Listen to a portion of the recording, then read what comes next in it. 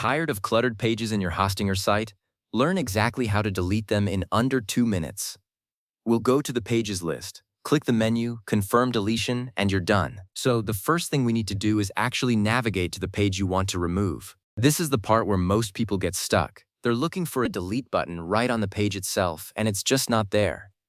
Instead, you need to go to your hosting or website builder dashboard and find the Pages panel. Look for the list of all your site's pages. That's where the magic happens. Find the unwanted page in that list. Maybe it's a test page you created or a default page you never needed.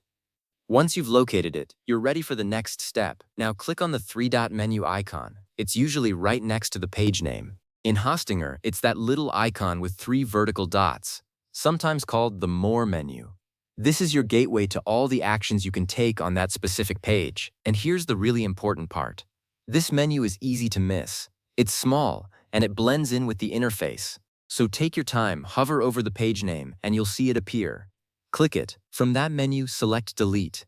You'll see a few options pop up. Things like Rename, Duplicate, or Settings. You want the one that says Delete. It's usually at the bottom of the list, and it might be in red to signal that this is a destructive action. Don't worry, Hostinger doesn't let you accidentally delete something important without warning you first. So go ahead and click Delete. A confirmation pop-up will appear. This is Hostinger's way of saying, hey, are you really sure about this?